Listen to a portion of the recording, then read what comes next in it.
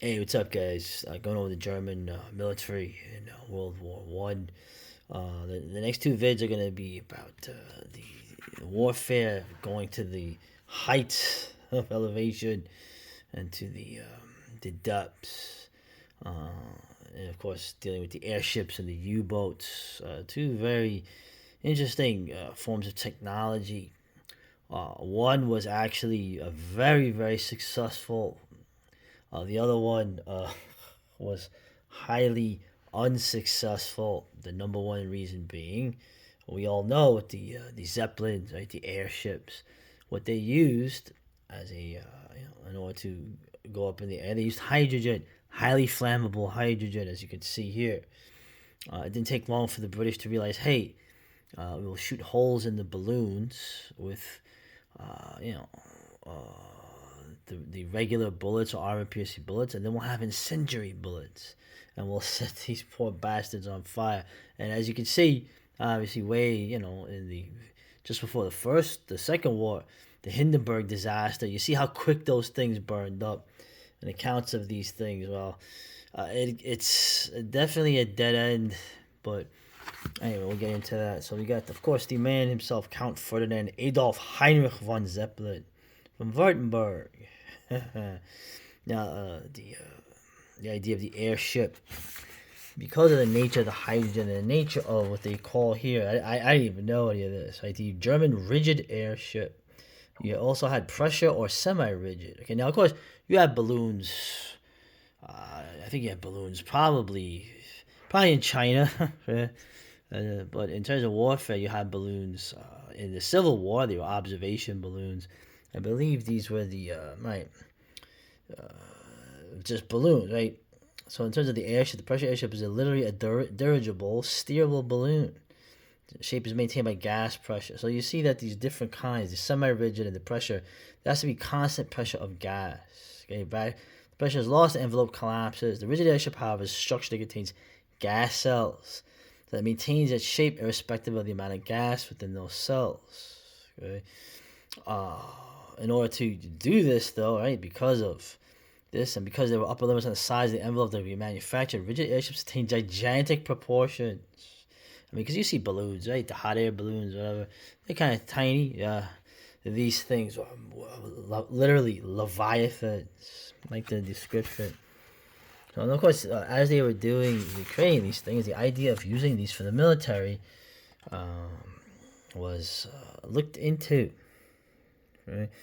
Of course, there were two main technical problems. Like I mentioned, the high flammability of hydrogen. So again, the structural delicacy inherent, right, in making the vessel as light as possible. So you had to make these things really light. So you can see the balloon, the most of the controls, the apparatus. Although you could walk inside the balloon, was in these little gondolas. Okay, now you think of if you see this here. So the problem with these airships is that even when they're just being tested, even when they're being used for, right, like an airline, right, the first commercial air service, right, DLAG, these things are constantly being going on fire, crashing, being destroyed. Um, yeah, they're very dangerous, very dangerous, right? Uh, so look, he found that, of course, Zeppelin was trying to get funding. Okay, the German Airship Transportation Company, right? DLAG, right? The first commercial airline in 1909, but a succession of accidents destroyed the first three passenger ships. Now, I don't believe, I think that these things didn't have like all these passengers on it, much to their goodness. But for example, she made over 200 such flights, safely conveying 1,500 passengers before burning on the ground in 1912. Look at that. You can see like there's like a futurist aspect of this, but this is not going to be a good weapon. Okay. Just regular flights are having these things having these things be destroyed. And they even mentioned here the Army airships they had when the war started in the August, right? Four were deployed in the west, three in the east. Three of those assigned to the west attempted to bomb French military targets in daylight. They were all destroyed. Okay, and this is where you're starting to see that, hey, you're going to bomb the enemy, you can't do it in daylight. Right? Um, they're gonna have to learn these lessons in the Second War as well. Obviously, the ones you had some semi-successful ones in the East. Look at this thing. But the bottom line is that these things are getting down, and when they get down, man, it's bad. They go down, but they burn up quick. These brave sons of bitches are dying. But they kept trying, right? The tactical and the strategic bombing. The idea of the strategic bombing is attacking the infrastructure of the enemy. So, and this is a cool. You don't really see a lot of these close-in photos. Defensive machine gun positions, right? Various defensive armament. Yeah, man. These two guys are probably dead, man. Yeah. And that's the thing with it. So obviously they did bomb London. None of it successfully, as you can imagine. And also being destroyed, right? The development of airplanes, right? And the airplane was really showing itself to be the future air weapon, not the airship. Right? They were vulnerable. The airplanes also had to be equipped with ordnance, right? Each drummer belt of machine gun ammo carried a combination of ordnance. Explosive rounds were combined with incendiary bullets. Explosive bullets would create holes in the hull and gas cells, while the incendiary rounds would ignite the escaping gas. So they had a little thing here. It's interesting, too, that even von Hindenburg, he said that in 1916, von Zeppelin had confided in him the airship was probably obsolescent and the future belonged to airplanes. But they didn't stop trying. The only feasible improvement, right, in order to avoid destruction by fighters was to increase their operational altitude, right? This guy here, Strasser, this brave, I would say, I don't know, foolhardy. He was convinced airships could succeed, and eventually he fell in combat.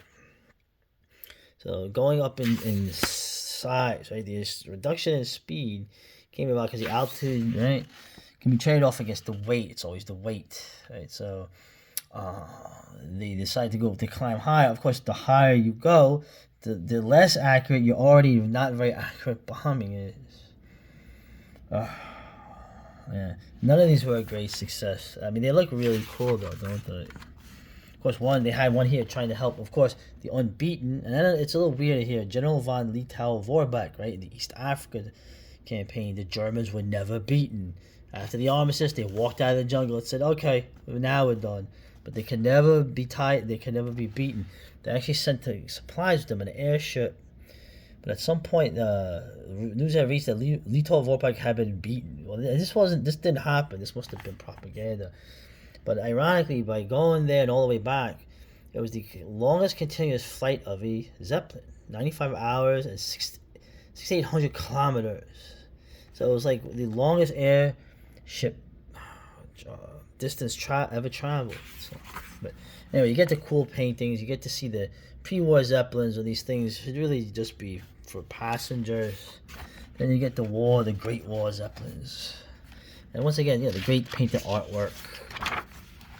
Right, you got the control. Like, look at that. It looks very steampunk, doesn't it? Of course, this thing, the what's that? The Spa-Core. Well, of course, this guy's kind of looking here. Right, they lower him down. It's kind of like a dinghy. What is it? Like a bathysphere, except you're in the air. Right, you're looking down here. Of course, the destruction of one of these many airships over London. It's very interesting too when there's the cool engines. The Bertrand Russell, actually one of the few British writers to basically say, yeah, I'm not working for your propaganda for the war. He actually saw one of these things burning up and going down over London. Of course, the people were cheering, understandably so. But all Bertrand Russell could think of was, wow, the thought of these brave men, almost courage like you couldn't believe, burning to death and plummeting towards the earth. It created a profound impression of him, of different emotions. I thought that was just an interesting observation. Right, well, one of them went so high, it took an airplane an hour to climb near it, but it got it. So actually, after the war, of course, we got reparations. Where my reparations at? Well, here we are. Of course, the U.S. Navy decided, hey, we're going to take one of your ships. Right? It's kind of interesting that the engineers, right, the Zeppelins, they got some American contracts. So even though they were defeated, they sort of were kept going by contracts from the U.S. Navy. Look at this. The Goodyear Zeppelin built 2 naval airships. The Goodyear Blimp. I saw the lights of the Goodyear Blimp. And it said, and he's going down as a pimp. And you look at this. Now, obviously, and this is something I was always thinking of to sum it up. The hydrogen, this is a problem. This is a problem. Why didn't they use helium? Every now and then I see, in New Jersey especially, if I'm visiting, I'll see a balloon. I saw one on a very windy day flying over the treetops, and there was somebody in that balloon control thing. Oh, that thing was flopping around a bit. I think somebody up there was probably a little nervous. But the point I'm making is, why didn't they use helium? Okay, why did they use hydrogen? Well, I didn't even know this. I found this out. Helium could not be obtained because America, right, had a monopoly on helium. So the Germans had to use hydrogen. Now, of course, hydrogen is it can move a little better than helium, as you see on that windy day I just described. But, right, and there was the Hindenburg, Lakehurst, New Jersey. But the bottom line was helium was not something that the Germans had access to. Okay, America eventually lost its monopoly, but not in time to be used, right? The end of the hydrogen-filled airships and the U.S. monopoly on helium was broken only after the Second World War. So it's pretty much, the Germans are pretty much done with all this. So now, like I said, you see the Goodyear Blimp, you see stuff like that every now and then. It's kind of cool. When I was a kid, it's very interesting to see these things with the helium. But in terms of, I mean, this is, what do I think of it? Were they fools, right? Right, natural gas fields, right? In America, natural gas fields was where your helium came from. So in the end, this was a total failure. This man here, died trying to prove it. But it was an interesting failure to say the least. And if you want to see a cool movie that has battle scenes with this, of course, that movie Zeppelin that I had gone over with what's his name? Oh God, the British actor with the busted nose. He was in Cabaret. What's his name? Anyway, yeah, I have not seen that, but there is an old film that I recommend. I will go over at some point when I go over World War One, pre-World War II, World War One films. Hell's Angels by Howard Hughes. Hell's Angels actually has a really cool miniature Zeppelin attack scene that was pretty intense. Hell's Angels by Howard Hughes probably had one of the best scenes of a Zeppelin in it, in a movie that I've seen. But I mean, what do you get, man? These guys had friggin' guts, man. So now the next vid is gonna cover a new weapon too that no one thought would probably amount to much. Not high up in the air, but down under the sea, in the ocean. Let's say a bit more effective than these airships, but you still give them credit regardless. All right, later.